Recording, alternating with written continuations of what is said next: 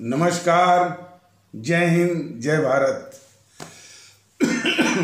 भारतीय अवाम ताकत दल अपने भारतीय भाई बहनों अर्थात अपने देश भारत की जनता अर्थात अपनी भारतीय अवाम से भारतीयता आधारित आपसी श्रद्धा, भारतीयता आधारित आपसी स्नेह, भारतीयता आधारित आपसी प्रेम, भारतीयता आधारित आपसी अखलाक मोहब्बत, भारतीयता आधारित आपसी सहयोग, भारतीयता आधारित आपसी सम्मान, भारतीयता आधारित आपसी एकता, भारतीयता आधारित आपसी भाईचारा तथा भारतीयता आधारित आपसी सद्भाव को समझने व उसे आत्मसात करके वैसा ही और उसी अनुसार आचरण एवं व्यवहार करने हेतु और इसके समस्त भारत में प्रचार प्रसार करने हेतु और इसकी अहमियत और महत्व को प्रत्येक देशवासी को समझाकर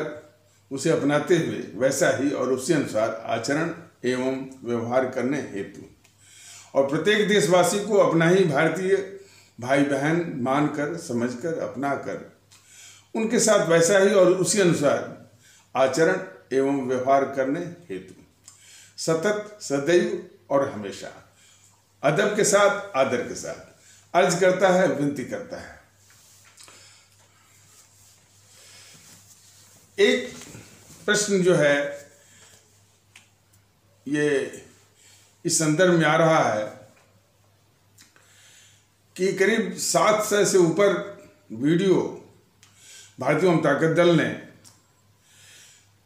इस YouTube के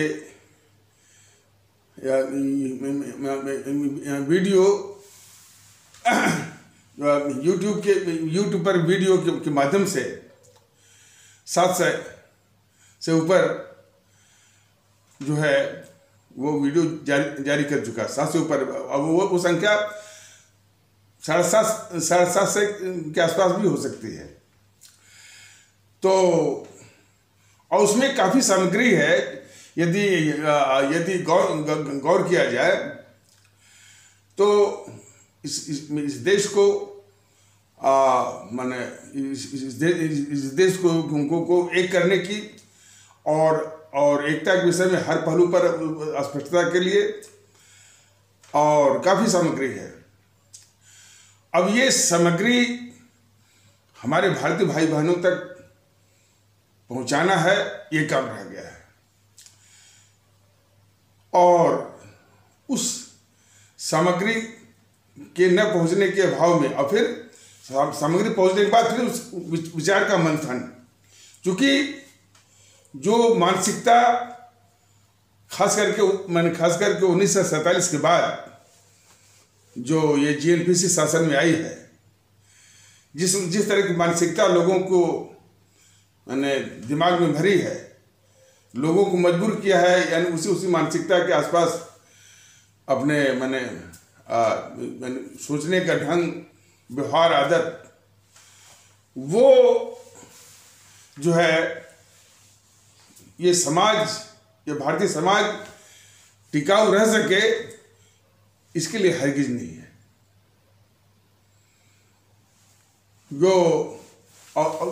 और किसी भी क्षेत्र में थे। और उसने जो सबसे बड़े जो नुकसान किया वह इस देश को और ये भारतीय समाज कैसे टिकाऊ बना रहे, कैसे एवर लास्टिंग बना रहे और कैसे इसकी बुनियाद मजबूत हो, कभी इस दिशा में कोई भी काम नहीं किया गया, बल्कि हमेशा इसकी जो बुनियाद है भारतीय समाज की और यह देश की, उसकी बुनियाद को ही खोदने का काम मैंने इस GNPC वालों ने और साथ साथ वामदल वालों ने और हमारी जो आवाम है, हमारी जो आदरणीय आवाम है, उनमें भी इसके प्रति कोई विमर्श, कोई चिंता और कोई इस तरह का जनमत न बने, इसका भी इन सबों ने बराबर ये साजिश किया है। और वो चीजें मौके बेमौके वो दिखती भी रहती है। उनमें जो सबसे बड़ी साजिश इन्होंने किया है कि जो पांथिक मुद्दे हैं जिनको धर्म कहते हैं, उनके प्रति इतनी संवेदना और इस कदर संवेदना भर दिया है कि राष्ट्रीय हित के मुद्दे, राष्ट्र प्रति जो संवेदना होनी चाहिए वो बिल्कुल दब करके, कुचल करके वो गायब हो गई है। और यदि वो माने गायब हो गई है, उसके स्थान पर उसके पाखंड ने उसका स्थान ले लिया है। यदि और जान लीजिए कि राष्ट्र वही टिकाऊ रह सकता है जिसके नागरिकों में देश के प्रति संवेदना हो। जब लोगों के प्रति जो पांथिक मुद्दे हैं कि हमारा हिंदू सनातन खतरे में है, हमारा इस्लाम खतरे में है, हमारा ईसाई खतरे में है, हमारा सिख पंथ खतरे में है, किसी ने गुरु ग्रंथ साहिब को छू दिया, किसी ने कुरान को छू दिया, किसी ने गीता रामायण को छू दिया, किसी ने मंदिर को छू दिया, और इस पर पूरा बवाल करना, हिंसा करना। और जब देश की बात आए तो कोई कहे कि भाई कि भारत तेरे टुकड़े होंगे, भारत की बर्बादी तक जंग जारी रहेगी, कोई असर नहीं। ये इसी बात को दिखाता है कि देश के प्रति जो भावना होनी चाहिए, जो जज्बा होना चाहिए, किस कदर जो है गायब है। यही वो चिंता का विषय है। ये पांथिक कट्टरवादी तत्व जो है, जो पांथिक कट्टरवादी तत्व है, वो सिर्फ एक ही और बंदूक ताने रहते हैं, इस्लाम और कौन पांथिक कट्टर? हिंदू सनातन वाले, इस्लाम और इस्लाम आस्था वाले। उनका ध्यान इधर बिल्कुल नहीं जाता है कि कम से कम देखिए, मैं बता रहा हूं कि अंग्रेजों को इस बात के लिए धन्यवाद के पात्र हैं। कम से कम इतना थे तो दुश्मन, शोषक थे, लेकिन इस बात के धन्यवाद के पात्र हैं कि हमारे देश में कौन कौन दुश्मन है, इस देश के दुश्मन है, वो सब के सब यानी पहचान में आ गए। और उसी प्रकार ये हमारे मोदी जी भी धन्यवाद के पात्र हैं कि वही देश के दुश्मन किस तरह से गैंगअप हो गए हैं, किस तरह से वो गिरोह वो बना लिए हैं। अब यह देश और हमारी आवाम इनका इलाज नहीं कर पा रही है, ये उससे भी ये वो दुख का विषय है। और वो इलाज इसलिए नहीं कर पा रही है कि जो उनमें मानसिकता विकसित की गई है, जो उनमें संवेदना, जिस तरह की संवेदना विकसित की गई है, वो इन देश विरोधी ताकतों के मंसूबों को पूरा करने के लिए काफी है।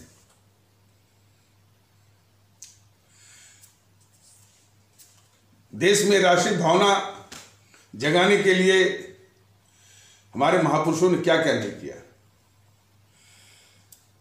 जहां बाबा साहब ने मैंने पूरी आवाम को आगाह किया कि बौद्धिक बेईमानी यह हमारे भारतीय समाज की व्यक्तिगत रूप में और वैसे भी बहुत बड़ा शत्रु है। हम कितना भी पढ़ लिख लें, विद्वान हो जाएं, अच्छी पोजीशन को ऑक्युपाई कर लें, लेकिन यदि हम में बौद्धिक बेईमानी है तो हम इस देश के लिए संपत्ति बनने के बजाय हम बहुत बड़े अभिशाप बन सकते हैं। और उसका बिल्कुल सामने उदाहरण है कि जितने पढ़े लिखे लोग हैं, माने कुछ अफवाह छोड़ दीजिए, पढ़े लिखे लोग हैं, चाहे वो सिविल सर्विसेज में हो, IAS में हो, ब्यूरोक्रेसी में हो, कहीं भी हो, चूंकि बौद्धिक ईमानदारी का बहुत बड़ा अभाव है, जो कि बाबा साहब की चेतावनी थी, वो इस देश के लिए सहायक और संपत्ति बनने के बजाय वो अभिशाप बन गए। उसका एक सीधा सा उदाहरण जरा आप लोग समझिए कि जैसे मान लीजिए कि कोई गांव का आदमी है और पढ़ा लिखा उतना नहीं है, उसका बौद्धिक विकास उसका उतना नहीं हुआ है, तो ये तो उसकी नीयत खराब होती है, यानी वो बौद्धिक रूप से बेईमान होता है, माने उसके मन से बौद्धिक ईमानदारी में कमी आती है। ठीक है, तो क्या करेगा वो? अधिक से अधिक एक गन्ने का पेड़ उखाड़ लेगा, या मटर की फली, या ये मटर का वो पेड़ उखाड़ लेगा। इतना ही वो नुकसान कर सकता है यदि उसकी नीयत खराब होती है, या यदि वो बौद्धिक रूप से बेईमान होता है तो। लेकिन पढ़ा लिखा, मान लीजिए उसने बहुत पढ़ लिख लिया, बहुत ज्ञान अर्जित कर लिया, रट्टा मार लिया, UPSC का सिविल सर्विसेज को क्वालिफाई कर लिया, ब्यूरोक्रेसी में चला गया, सचिव हो गया, प्रमुख सचिव हो गया, मुख्य सचिव हो गया, कैबिनेट सचिव हो गया। जब वो बौद्धिक रूप से बेईमान होगा तो हमारे देश के संसाधन के अरबों खरबों पर वो चाकू चलाएगा इस चीज को। और यही चीज बाबा साहब ने जो है इस समाज को चेतावनी दी थी कि ज्ञान अर्जन ठीक है, उससे ज्यादा है बौद्धिक ईमानदारी। बौद्धिक ईमानदारी इसमें हमारे भारतीय समाज की सबसे बड़ी समस्या है, सबसे बड़ी समस्या।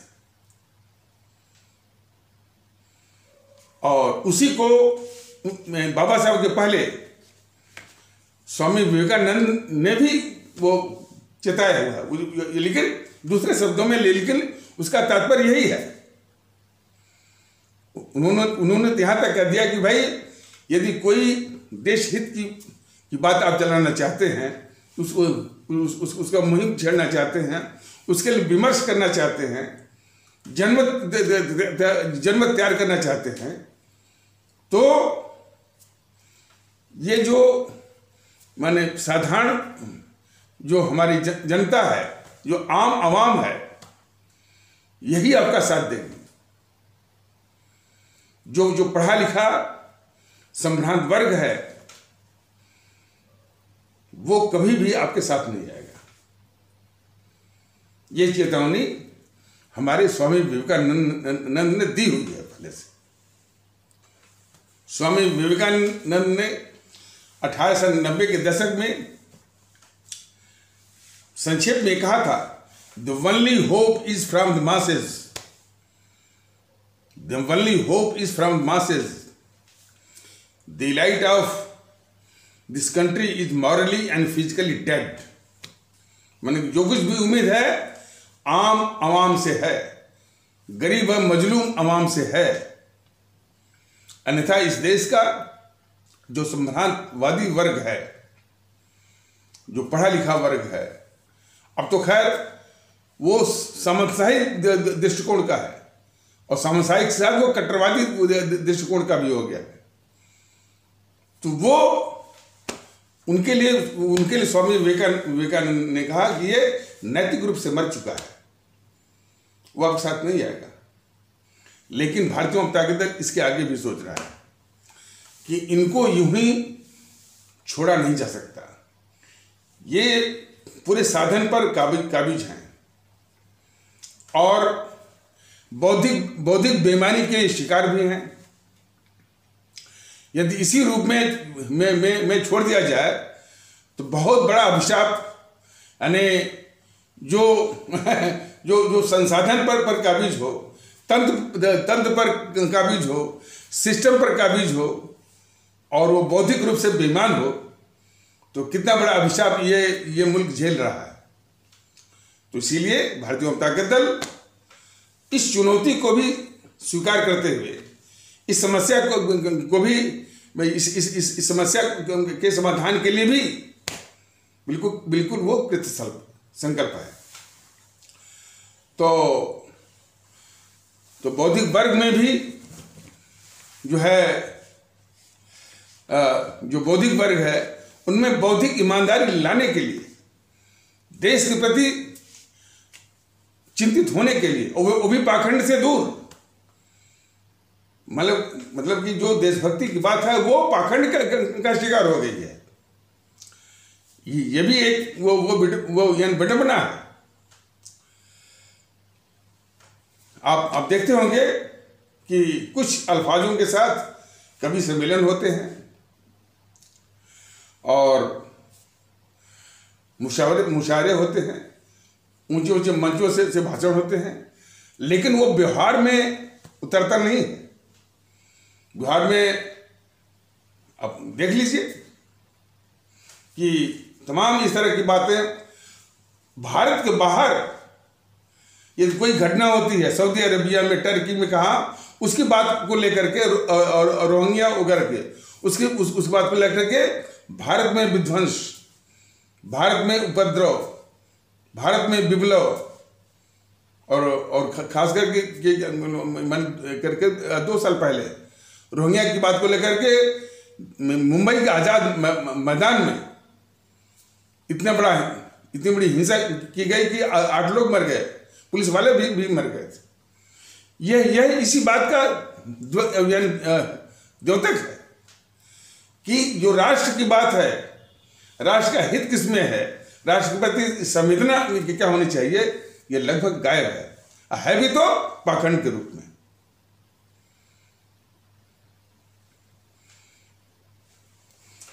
वो मंचों पे आते हैं ना, टीवी, बोलते हैं कि हम देश के लिए जान दे सकते हैं, ये वाक्य बोलेंगे। ये वाक्य बोलने के बाद फिर उस समाज को तोड़ने वाले हर तर्क वो दिया करते हैं। एक पक्ष हिंदू, दूसरा पक्ष मुस्लिम। देख लीजिए। और ऐसे ही बोलने वालों को ये टीवी चैनल वाले बुलाते हैं। तो परिस्थितियां जो हैं, जो यानी चारी ओर, मतलब कि हमारा राष्ट्र, हमारा देश कैसे माने मजबूत हो, इसका बहुत अभाव है।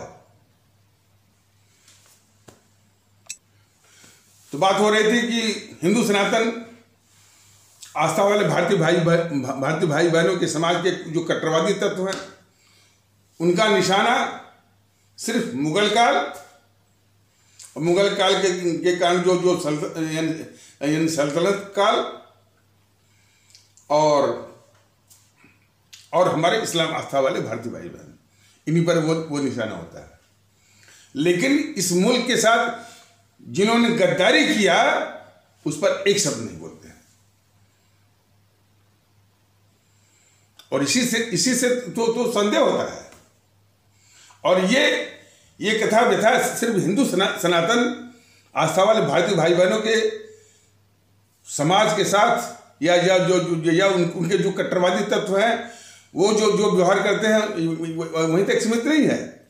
हमारे इस्लाम आस्था वाले भारतीय भाई बहनों के समाज के जितने भी प्रवक्ता हैं, जितना भी वो बौद्धिक वर्ग है, कम से कम देश के दुश्मनों की चर्चा नहीं करता है।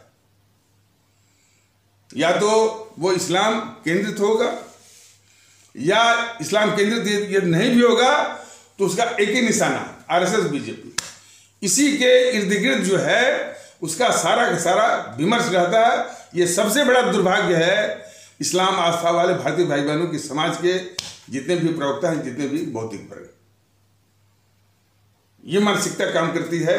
तो मैं फिर से बोल दे रहा हूं कि हिंदू सनातन आस्था वाले भारतीय भाई बहनों के समाज के जो कट्टरवादी तत्व हैं, अब अमूमन वो बंदूक जो है वो ताने रहते हैं, जो है वो मुगलों के ऊपर, सल्तनत के ऊपर, कभी कभी इस्लाम के ऊपर और हमारे इस्लाम आस्था वाले भारतीय भाई बहनों के ऊपर।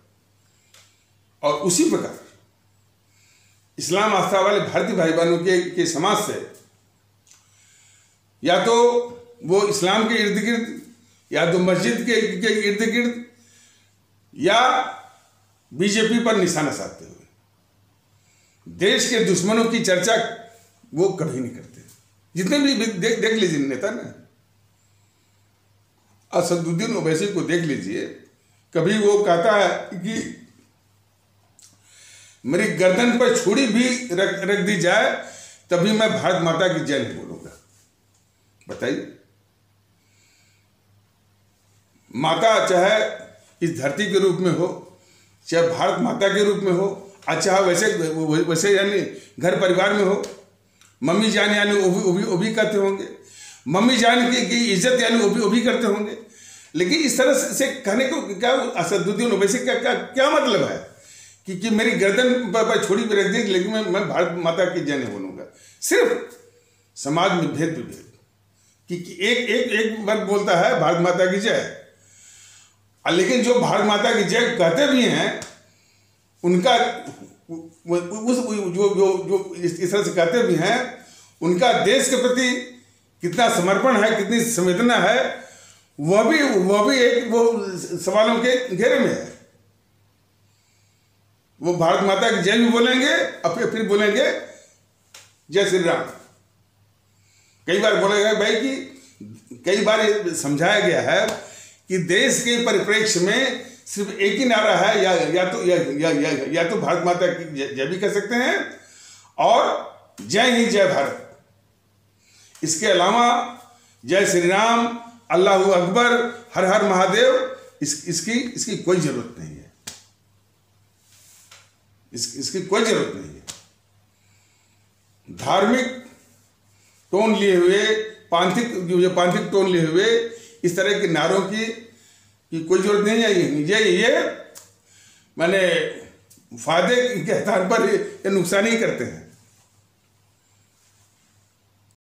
चर्चा इस बात पर हो रही थी कि काफी सामग्री जो है भारतीय जनता दल ने करीब 750 के आसपास जो YouTube पर जो वीडियो जारी किया है उसके संदेश में काफी सामग्री है इस देश की में एकता का वातावरण लाने के लिए।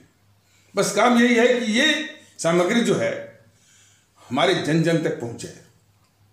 अब कितनी पहुंच रही है, थोड़ा भारतीय जनता दल के पास साधन का भी एक मुद्दा है, एक इशू है, लेकिन ये पता करना है कि कितना पहुंच रही है और इतना विश्वास है कि यदि ये संदेश पहुंचे और उस पर विमर्श हो, उस पर चर्चा हो, तो कम से कम अवाम से ही मूल परस्ती का, अवाम परस्ती का जज्बा विकसित होगा। और जब वहां से यानी अवाम परस्ती का, मूल परस्ती का और एकता का जज्बा विकसित होगा, तब ये यानी समाज को बांटने वाली जो ताकतें हैं, जो कि देखिए अब वो उन ताकतों का जरा मानसिकता जरा देखिए। जितनी भी पार्टियों के सिखाए पढ़ाए छुटभइये भेजे गए भारतीय जनता दल के पदाधिकारी से बात करने के लिए, सिर्फ बिल्कुल एक सीमित स्वार्थ बीजेपी के लोग बस ये कहते हैं मेरे मोदी जी का क्या होगा, मेरे योगी जी का क्या होगा। हजारों वर्ष की तपस्या के बाद एक हिंदू वाला मिला। अब उनको कौन बताए कि भाई इस देश में हिंदू बोल करके कोई शासक नहीं बन सकता। वो जो शपथ लेता है वो चूंकि हमारा यह देश जो है पंथ संभाव का यह देश है, कोई और ये पंथ आधारित राष्ट्र है भी नहीं। तो इस तरह से कहना कि हजारों वर्ष की तपस्या के बाद कोई हिंदू राजा मिला है, ये अपने आप में दिखाता है कि किस कदर विचारों का, अवधारणाओं का यानी प्रदूषीकरण या पॉइजनाइजेशन किया गया है। और हमेशा स्वार्थ की बात कि हमारे मोदी जी का क्या होगा, हमारे योगी जी का क्या होगा। और बात वही नहीं है, शीर्ष स्तर पर देखिए उसका असर देखिए ना, उस शीर्ष स्तर पर जैसे माननीय मोदी जी हैं, प्रधानमंत्री हैं, हमारे आपके बहुत माननीय प्रधानमंत्री हैं, लेकिन वो भी कई जो है मौकों पर वो बोले हैं कि मैं हिंदू राष्ट्रवादी हूं। ये हिंदू राष्ट्रवादी क्या होता है, मोदी जी बता दें। जिन लोगों ने आज़ादी दिलाई और जिनकी कुर्बानी और शहादत से आज़ादी दिलाई, ये मोदी जी बिल्कुल स्पष्ट करते हैं। मोदी जी को स्पष्ट करना होगा कि हमारे सुभाष चंद्र बोस, भगत सिंह, चंद्रशेखर आजाद, अशफाक उल्लाह और वो खुदीराम बोस, जिनकी कुर्बानी शहादत की ही बदौलत इस मुल्क को आज़ादी मिली, उनके जहन से, उनके शब्दों से और उनके हाव भाव से, उनके आचरण से कभी ऐसा लगा कि वो हिंदू राष्ट्रवादी हैं, वो इस्लामिक राष्ट्रवादी हैं। जब कुर्बानी देनी हुई तब ऐसे लोगों का अता पता नहीं।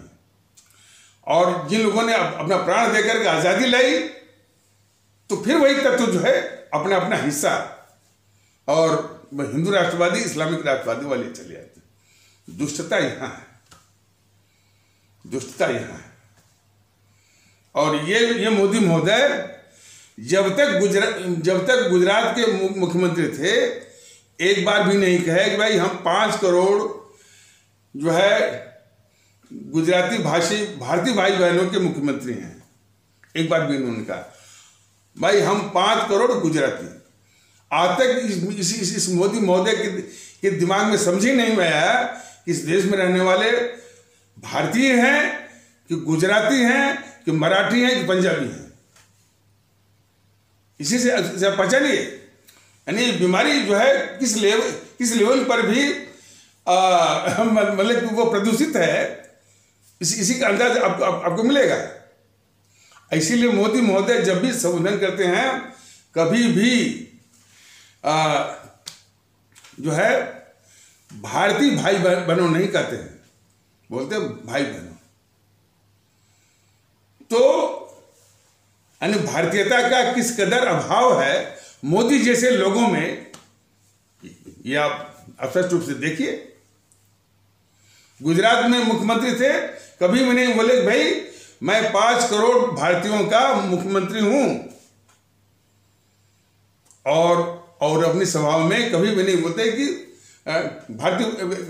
कभी नहीं बोलते कि भारतीय भाई बहनों, कभी नहीं बोलते। तो भारतीय अवधारणा का किस कदर अभाव है हमारे मोदी जी, जो हमारे माननीय प्रधानमंत्री है, ये भी देखने की जरूरत है। और जिनमें भारतीयता की अवधारणा का अभाव हो और वो बात करे कि सबका साथ सबका विश्वास, तो उसके इस कथन पर कैसे विश्वास होगा? अब कैसे कोई साथ देगा इनका? इस जीएनपीसी ने देखिए पहले भी कहा गया था कि सन 1857 के पहले या उस समय तक हमारे जो इस्लाम आस्था वाले भारतीय भाई बहन हैं, हमारे हिंदू सनातन आस्था वाले भारतीय भाई बहन हैं, इनके बीच में बिल्कुल एकता थी, इक्का दुक्का छिटपुट घटनाओं को छोड़ करके। लेकिन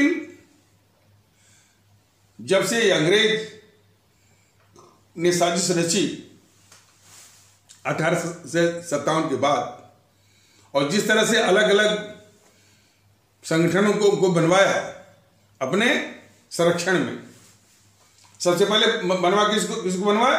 1885 में कांग्रेस को बनवाया। 1906 में किसको बनवाया? मुस्लिम लीग को बनवाया।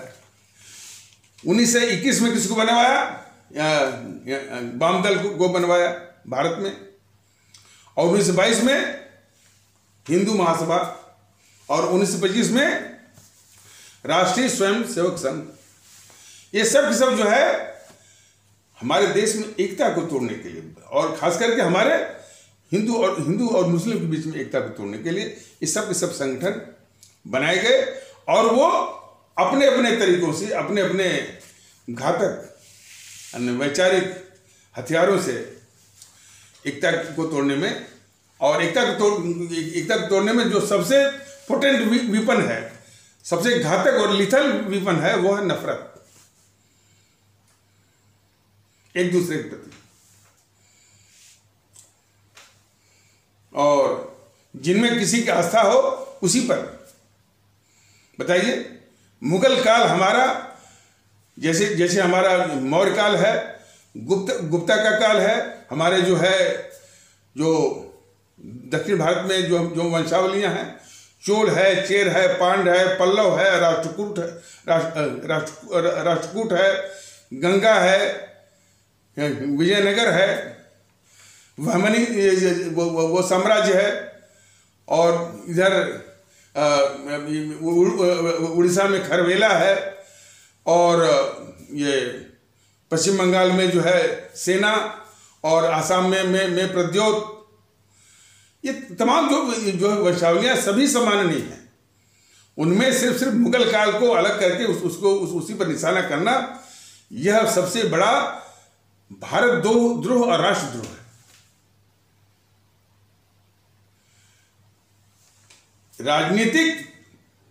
आपसी राजनीतिक प्रतिद्वंदिता कब आपसी राजनीतिक प्रतिद्वंदिता कब नहीं रही है, क्योंकि राजनीतिक महत्वाकांक्षा ही जो है राजनीतिक प्रतिद्वंदिता और राजनीतिक संघर्ष और राजनीतिक युद्ध को जन्म देती है।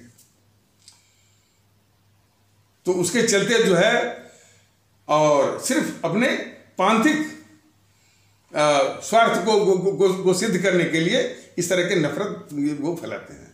उसका एक नमूना और भी पिछले किसी एपिसोड में बताया गया था कि हमारे किसी वो पांडे जी से बात हो रही थी, कोई पांडे जी थे। बाद में वो कह रहे हैं कि अंग्रेज आए तो ये सबसे अच्छा काम किया कि कम से कम मुगलों के शासन का अंत हो गया। तो हमने कहा कि तो आपके हिसाब से क्या अंग्रेजों का शासन उन मुगलों के शासन से बेहतर था? तो उन्होंने कहा जरूर, बिल्कुल, मुसलमानों के शासन का अंत हो गया। हमने कहा कि 1857 की जो लड़ाई थी उसमें हिंदू मुस्लिम साथ में थे, इसके विषय में क्या कहना है आपका? तो तभी चुप रहे। मैंने कहा कि पांडे जी एक बात बताइए। एक पांडे कह रहे हैं कि भाई जो है यानी अंग्रेजों के शासन बेहतर था वो मुगलों के शासन से, ये आपका कहना है।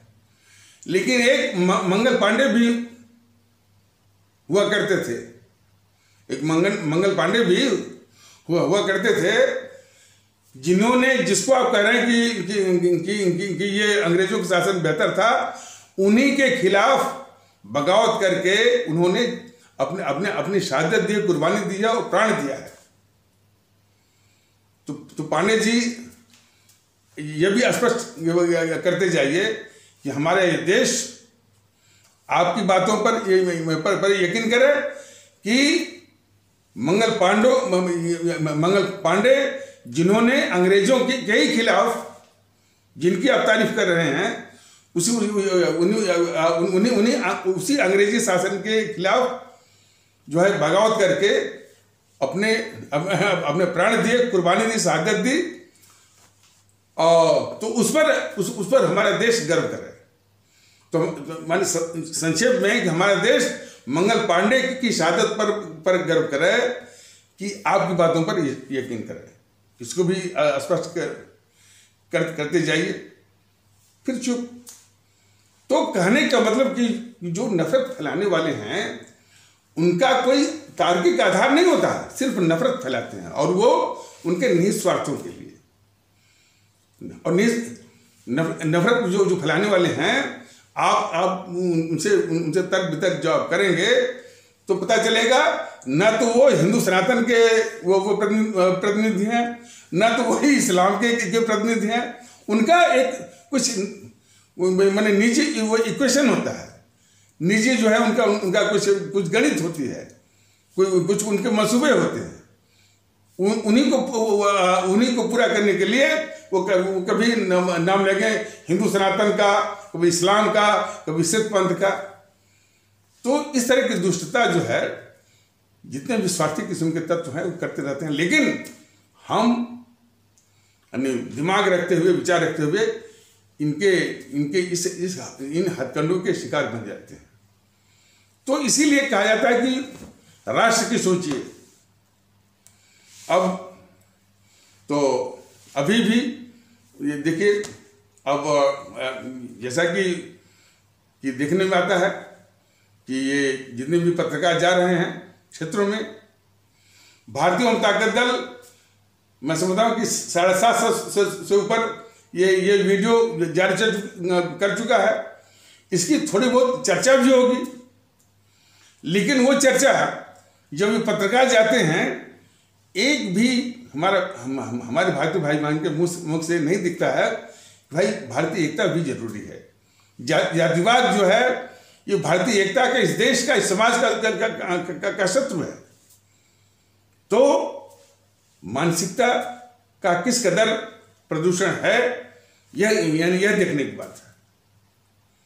और इसके प्रति हमारे पूरी आवाम, पूरे देश के भाई बहन सभी चिंतित हों कि देशभक्ति और भारतीय एकता के प्रति जो है, जो कि जिसका कि काफी अभाव है, उसके प्रति सभी चिंतित हों, सभी विचार करें। इसीलिए जो है भारतीय जनता दल इसको विभिन्न रूपों में और विभिन्न तरीकों से ये बताने की कोशिश कर रहा है और कोशिश करता रहेगा। तो बात ये भी हो रही थी कि इन अंग्रेजी शासन का इस बात के लिए जरूर एहसानमंद यह देश को होना चाहिए कि देश में किस तरह के गद्दार हैं उनकी जानकारी मिल जाती है, और वो गद्दार किस तरह से मैनिपुलेट करके सत्ता पर काबिज रहते हैं। और इसका भी अंदाज मिल जाता है कि ये देश के गद्दार किस तरह के माने चाटुकार किस्म के बौद्धिक वर्ग की एक टोली बनाते हैं, मीडिया की एक टोली बनाते हैं, और पत्रकारों का एक टोली बनाते हैं। और ये जो टोली होती है बौद्धिक वर्ग की, पत्रकारों की और मीडिया की, वही बाबा साहब की चेतावनी, बौद्धिक बेईमानी का सबसे घटिया नमूना इनमें दिखता है। कौन? जो कि इस देश के सबसे बड़े अभिशाप जीएनपीसी के चाटुकार बौद्धिक वर्ग के चाटुकार, ये पत्रकारों का गिरोह और जीएनपीसी के चाटुकार जो है ये मीडिया गिरोह, यह जो है बौद्धिक बेईमानी का सबसे घिनौना रूप, जो कि बाबा साहब ने इसकी चेतावनी दी थी। तो बाबा साहब की चेतावनी और जिस बात के लिए वो आगाह कर रहे हैं, वो बीमारी जो है काफी हमारे समाज पर कहर बरपा रही है। जिस तरह के तर्क करते हैं जीएनपीसी वाले, अब देखिए जीएनपीसी के जो है वो चाटुकार माने बौद्धिक वर्ग और ये इतिहासकार और पत्रकार, जब भी बात होती है देखिए ना, ये वो पत्रकार कह लीजिए, चाहे इतिहासकार कर लीजिए, उनके चाटुकार कभी भी नहीं कहते हैं कि इस गद्दार मोहनदास करमचंद गांधी ने 1913 में उस अंग्रेजी सरकार जिसके खिलाफ हमारे तमाम माने वो क्रांतिकारी देशभक्तों ने अपनी जान दी थी, जान देकर के आज़ादी दिलाई, उनके खिलाफ संघर्ष करते रहे, उसी अंग्रेजी सरकार के प्रति इसने वफादारी निभाने का इसने सार्वजनिक रूप से घोषणा किया था, इसी गद्दार मोहनदास करमचंद गांधी ने। और हमारे देश के नौजवानों को, हमारे देश के नव युवकों को भी कहा था कि आप भी जो है अंग्रेजी सरकार के प्रति वफादारी दिखाइए। कौन अंग्रेज सरकार? जिसके खिलाफ हमारे ये अमर शहीद संघर्ष करते हुए अपनी जान दिए। तो उसके प्रति जो है ये गद्दार मोहनदास करमचंद गांधी ने वफादारी वो जो है यानी वफादारी सार्वजनिक रूप से कहा था, और हमारे देश के नौजवानों को भी कहा था कि आप भी इस अंग्रेजी सरकार के प्रति वफादारी दिखाइए और इसकी अंग्रेजों की सेना में भर्ती होकर के अंग्रेजों की ओर से प्रथम विश्व युद्ध में भाग लीजिए। इस प्रकरण को ये जो बौद्धिक रूप से बेईमान और घटिया किस्म के बेईमान जेएनपीसी के चाटुकार बौद्धिक वर्ग, जेएनपीसी के चाटुकार मीडिया वर्ग, जेएनपीसी के चाटुकार जो है वो आपका पत्रकार गिरोह, तो हर वक्त अपने बाबा साहब भीमराव अंबेडकर की बौद्धिक बेईमानी को लेकर के जो चेतावनी है, और उसके पहले हमारे स्वामी विवेकानंद। तो कहने का मतलब यह है जिस शहीद आजम भगत सिंह पर हमारा देशभक्ति के मामले पर जब भी उनका नाम सुनते ही देशभक्ति के जज्बे से पूरा हृदय, पूरी आत्मा जो भर जाती है, और देश पर कुर्बान होने का पूरा जज्बा जो है विकसित होता है। और देखिए यही कर रहा हूं कि चर्चा होनी चाहिए और भारतीय जनता के बराबर होनी चाहिए भगत सिंह की जीवनी पर, किस तरह से उन्होंने संगठित किया, किस तरह से यानी फांसी के फंदे को हंसते हंसते चूमने के लिए जो है वो जज्बा इकट्ठा किया, किस तरह से संगठन उन्होंने खड़ा किया, उनके क्या क्या विचार थे, इस पर नहीं।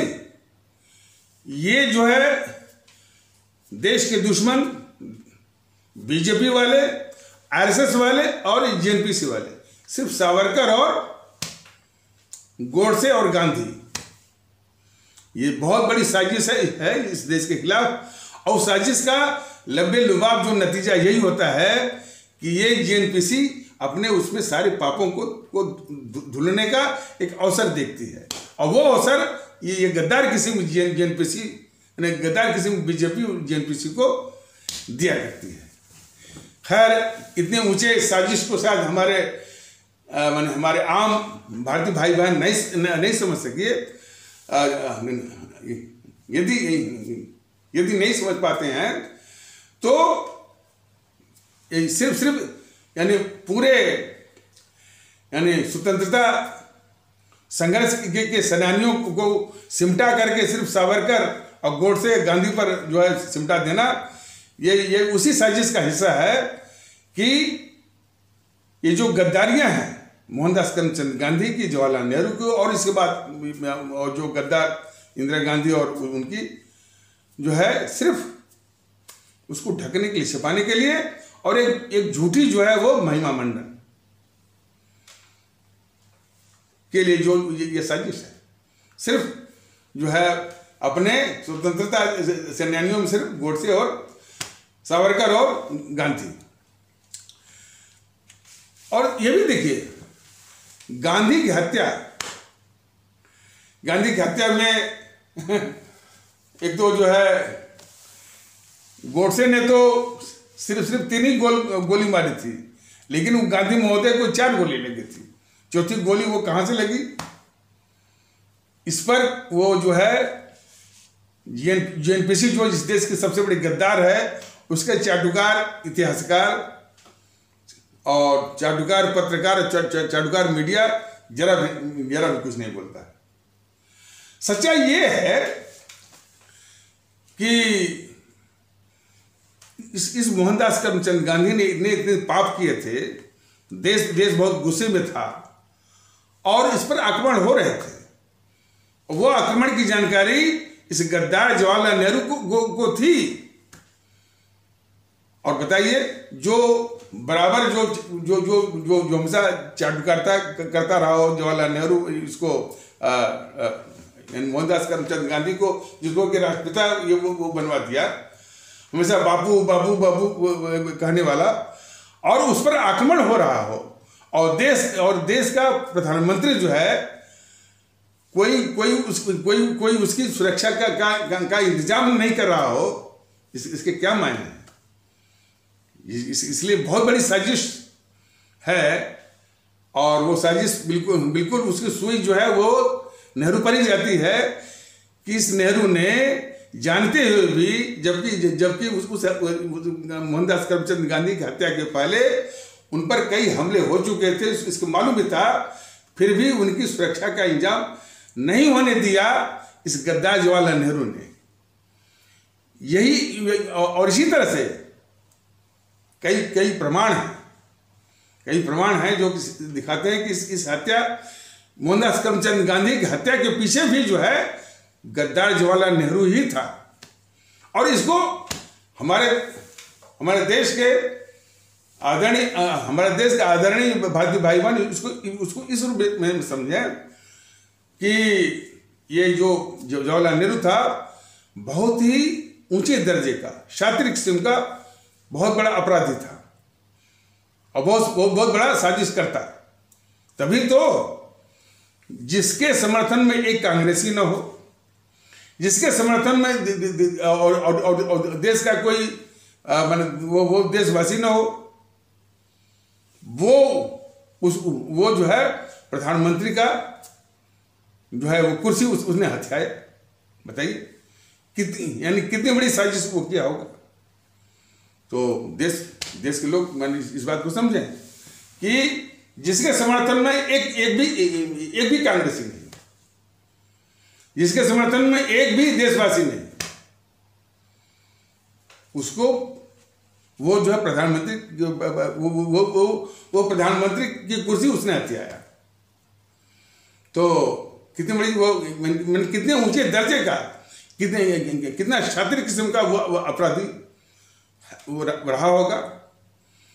तो हमारे आदरणीय भारतीय भाई बहन शातिर अपराधियों पर कुछ फिल्म वगैरह देखे होंगे और उन फिल्मों से एक अंदाज आया होगा कि मान लीजिए कोई शातिर किस्म अपराधी है, किसी अपने साथी अपराधी की सहायता से यदि कोई बहुत बड़ा मकसद हासिल कर लेता है, तो मकसद हासिल होते ही जिस साथी को सीढ़ी बना करके वो मकसद हासिल किया था, तो वो मकसद हासिल होते ही पहले उस सीढ़ी को ही समाप्त कर देता है।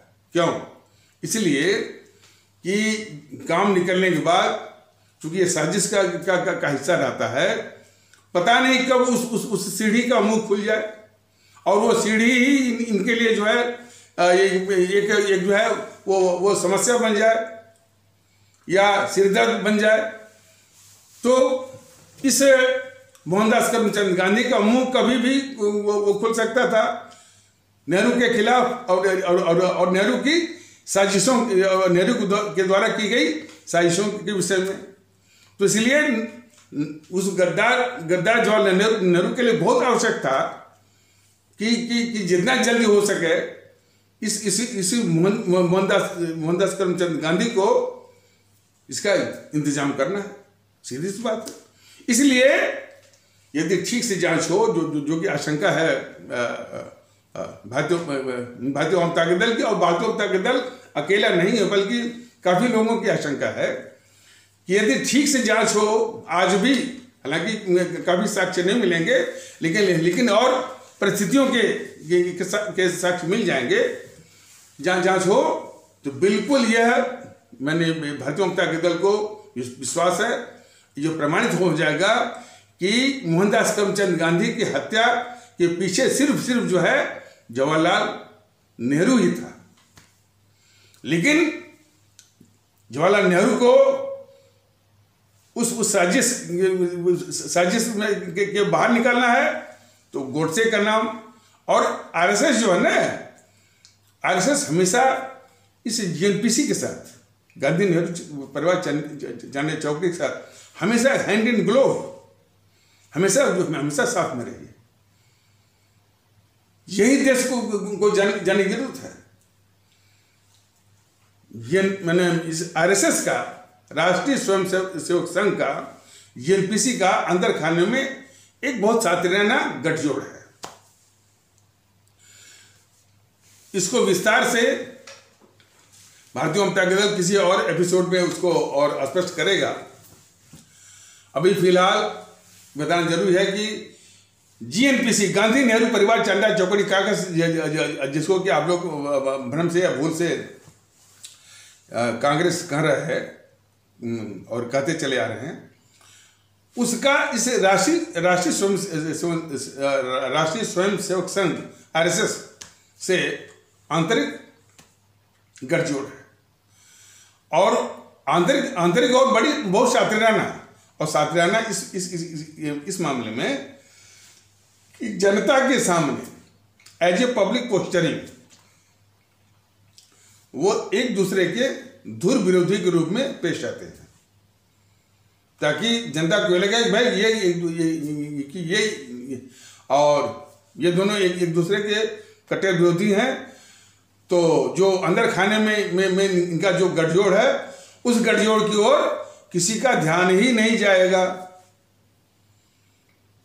भारतीय जनता दल ने तो यहां तक पता किया है कि आरएसएस और जीएनपीसी का सिर्फ आंतरिक और सातिराना गठजोड़ ही नहीं है, बल्कि काफी अंश तक, काफी हद तक ये जो आरएसएस है वो जीएनपीसी का बिल्ली का पंजा है, कैट्स पा है।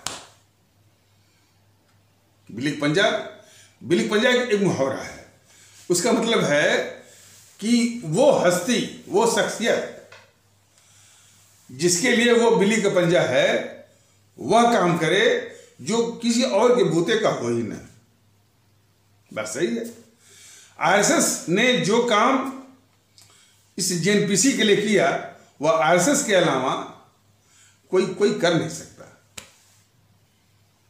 जीएनपीसी के लिए जो काम किया इस आरएसएस ने, वह जीएनपीसी, वह आरएसएस के अलावा कोई कर नहीं सकता। जैसे यह हमारा देश और देश की संस्थाएं वो भारत के संविधान के द्वारा वो संचालित हैं, नियंत्रित हैं, निर्देशित हैं और आदेशित हैं। कि ये हमारे देश की संस्थाएं कंट्रोल्ड हैं, कंडक्टेड हैं, मैंडेटेड हैं, डायरेक्टेड हैं और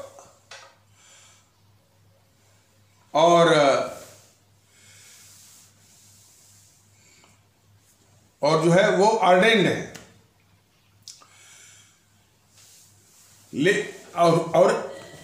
और ऐसी व्यवस्था होने की, और जितनी भी संवैधानिक हस्तियां हैं, राष्ट्रपति, उपराष्ट्रपति और प्रधानमंत्री और मुख्यमंत्री, जितने भी विधायक, सांसद और भी यहाँ तक कि अधिकारी कर्मचारी भी भारत के संविधान की शपथ लेते हैं।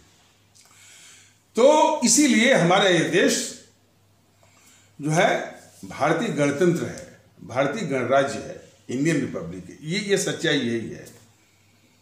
इस सच्चाई के विपरीत वो आरएसएस, और आरएसएस कोई मामूली संगठन नहीं है, बहुत बड़ा संगठन है, बहुत नामी गिरामी संगठन है। वो ये झूठ बोलता है कि ये हिंदू राष्ट्र है। जरा देखिए ना, यदि यदि हमें आपसे कोई बोलता है तो कोई वो विश्वास भी नहीं करता। लेकिन इतने बड़े संगठन का मुखिया जो है इतना बड़ा झूठ बोलता है। सच्चाई क्या है कि हमारा देश भारतीय गणतंत्र है, भारतीय गणराज्य है, इंडियन रिपब्लिक है। यह किसी पंथ पर आधारित देश नहीं है, थियोक्रेटिक स्टेट नहीं है। लेकिन तब भी ये कितना बड़ा झूठ बोलता है। ये झूठ बोलने वाला मोहन भागवत जैसा कि उसको कहता है कि हिंदू राष्ट्र, बताइए। और सिर्फ झूठ का नहीं, अब इसी झूठ से काफी लोग जो है काफी लोग भ्रमित होते हैं।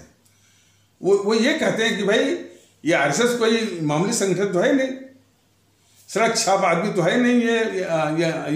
ये मोहन भागवत ये तो बहुत नामी गिरामी संगठन का मुखिया है। तो हमारे देश में दूसरी आस्था वाले और विशेष करके हमारे इस्लाम आस्था वाले भारतीय भाई में जो कि उनमें एक बहुत बड़ी कमजोरी है परमानेंट, वो झूठ और अफवाह का सबसे पहले और सबसे अधिक शिकार भी होते हैं। तो सबसे पहले वही शिकार होते हैं कि भाई ये हमारा देश अभी तक तो कहा जा रहा था कि भाई ये सेकुलर स्टेट है, फलाने है, वो ये बोल रहा है कि हिंदू राष्ट्र। अच्छा, और इसके झूठ बोलने की कला तो देखिए, मैंने साथ रहना मैंने इसका साथ रहना तो देखिए। कई लोगों ने इससे पूछा, मोहन भागवत से पूछा कि भाई कैसे आप बोलते हैं कि हिंदू राष्ट्र है। इसमें तो कई पंथ के लोग रहते हैं और ये भारत के संविधान से चलता है। तब वो फिर झूठ बोलता है कि इस देश में जितने लोग रहते हैं हम उनको हिंदू मानते हैं। अरे भाई तुम कुछ भी मानो, तुम हो कौन? तुम्हारी संवैधानिक हस्ती क्या है? तुम्हारी संवैधानिक हस्ती एक नागरिक के रूप में कहते तब तो ठीक है। लेकिन तुम कमेंट ये एक झूठ का प्रचार करो कि ये हिंदू राष्ट्र है। और तो अब वो हिंदू राष्ट्र वो कहता रहा और हमारे जो इस्लाम आस्था वाले भारतीय भाई बहनों के जो समाज है, मैंने कहा कि उनकी एक परमानेंट बहुत अस्थायी एक कमजोरी है कि वो झूठ और अफवाह का सबसे पहले सबसे अधिक शिकार होते हैं। और इस भ्रम और दहशत में आ गया कि भाई कि हमारा जो ये देश है क्या हिंदू राष्ट्र है, तो हमारे वो इस्लाम पंथ का क्या होगा? इस्लाम तो फिर उधर भी कट्टरवादी तत्व है। कहते हाँ ये जो मोहन भागवत कर रहा है वो सही कर रहा है, ये वही हिंदू राष्ट्र नहीं भी होगा तो ये सब बाद में बना देंगे। हमारा इस्लाम खतरे में, हमारा इस्लाम खतरे में। और उसका असर यह होगा कि वो उस जीएनपीसी जो इस देश की सबसे बड़ी अभिशाप है उसका वोट बैंक बनने के लिए मजबूर हो गए। उसकी झोली में वोट बैंक बन करके जा गिरे इस्लाम आस्था वाले, और 60-70 सालों तक। और उनके साथ भी जिनके बूते इसने सत्ता का भोग किया 60-70 सालों तक, उनके साथ भी क्या सलूक किया इस जीएनपीसी ने। वो सच्चर कमेटी की रिपोर्ट ही कहती है, वो क्या कहती है कि इस जीएनपीसी ने, इस गांधी नेहरू परिवार चंद्रा चौकड़ी काकस ने इस्लाम आस्था वाले भारतीय भाई बहनों को इस देश में सबसे गरीब रखा, सबसे अधिक गरीब रखा, सबसे अधिक जो है बेरोजगार रखा और सबसे अधिक अशिक्षित रखा। और उसने तो यहाँ तक तो ये कमेंट किया, कहीं तो इनकी स्थिति शेड्यूल कास्ट से भी ज्यादा माली है और बदतर है। यही नहीं, इसके जीएनपीसी के नेता जब ये कहते हैं कि यदि ये मुसलमान गटर में रहना चाहें तो गटर में ही पड़े रहें, इनको गटर से बाहर निकालने की जिम्मेदारी कांग्रेस की नहीं। कांग्रेस का एक वो गद्दार नेता वो बोला था ना। तो जिनको यानी जिस हमारे इस्लाम आस्था वाले भारतीय भाई बहनों के समाज को इसने वोट बैंक की तरह इस्तेमाल किया, सत्ता का भोग किया, उसके साथ इसका सलूक है। तो वो जो है इस मुल्क के प्रति वो क्या करेगा, एक स्वाभाविक सा इसका उत्तर अब इसका उत्तर सभी लोग जान सकते हैं। तो इस आरएसएस और जेएनपीसी का जो आंतरिक गठजोड़ है, या जो उसके लिए बिल्ली के पंजे की तरह काम करती है आरएसएस इस जेएनपीसी के लिए, उसका दूसरा सबसे बड़ा असर ये होता है कि हमारे हिंदू सनातन आस्था वाले भारतीय भाई बहनों के समाज देश की सारी समस्याओं के लिए, ये हमारे इस्लाम आस्था नहीं, हमारे हिंदू सनातन आस्था वाले भारतीय भाई बहनों के समाज के कट्टरवादी तत्व, और कट्टरवादी तत्व ने तो फैलाया ही है, और कुछ उसका पर्कुलेशन कुछ मैंने मस्तिष्क में मिलता है। क्या मिलता है कि वह देश की सारी समस्याओं के लिए हमारे इस्लाम आस्था वाले भारतीय भाई बहनों के समाज को जिम्मेदार मानते हैं। वो मानसिकता, जो मानसिकता इन सबों ने बनाई हुई है, और इसलिए जो है वो इनकी ओर ही वो टारगेट करते हैं।